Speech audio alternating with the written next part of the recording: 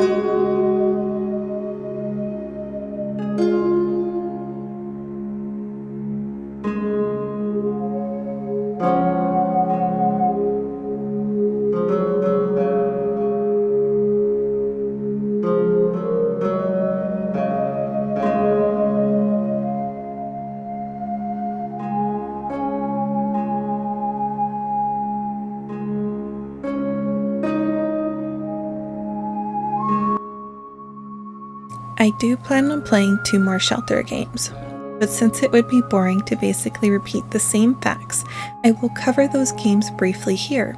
The second game is about a lynx family, and the third is about elephants.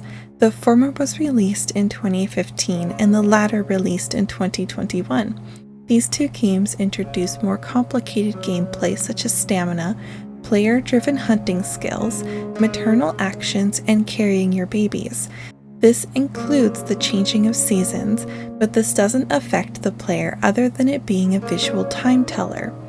All hold the same core principle. You are a family trying to survive. You make this happen by overcoming any obstacle in your way.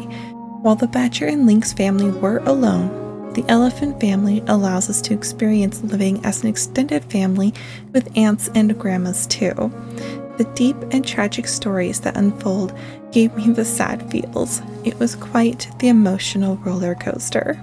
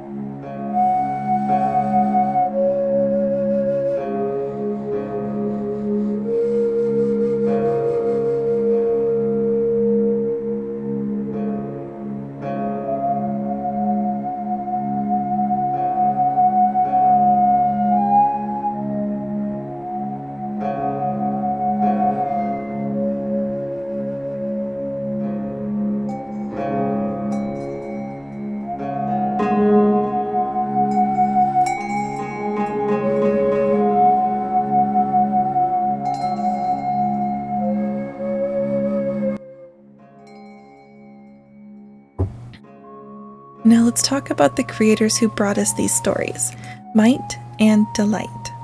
They are currently a team of 8 people who have released over 20 products. These are a combination of games, DLCs, and books, 12 of which are games and 1 is an interactive book. At first I thought there were only 3 shelter games, but there are actually 5. One is about a lynx and a bear cub, and the other is an open world where you can choose which animal you wish to experience life with. Might and Delight's first game was Pid, released back in 2012 on Steam. While their main topic for games explore freedom, solitude, and loss, they do have a variety of other games in their portfolio, including a shooter game, The Blue Flamingo, and a platformer, Pid. All of their games share the same artistic vibe, which is nice. If you look at their website, they share photos of their studio. It's cute! The company Might and Delight aren't sitting idle though.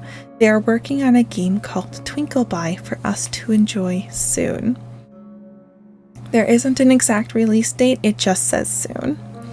To talk briefly about the video, I have learned some new skills that I'm applying to these newest thumbnails, such as choosing better fonts and the rule of 3.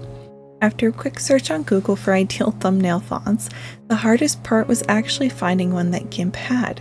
So I settled for the Bernard font style, which I think was a huge improvement.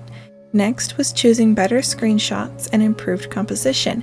I really liked this screenshot because the galaxy sky with the glow surrounding Mother Badger felt like a beautiful moment to me.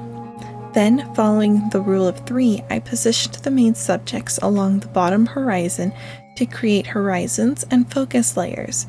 Finally, something I learned on my search to improve was, quote, "Don't copy text in both the title and thumbnail." While it may work for horror story narrators to disregard this advice, I found not having the game title in the thumbnail makes the image cleaner and easier to read. Thank you for watching, and I hope you enjoyed the video. All links for the games will be down in the description, as well as a link for Might and Delight's webpage. If you liked this video, I have more just like it where I explore other games and their creators. Or if you want to watch the gameplay of these, I have videos of those as well.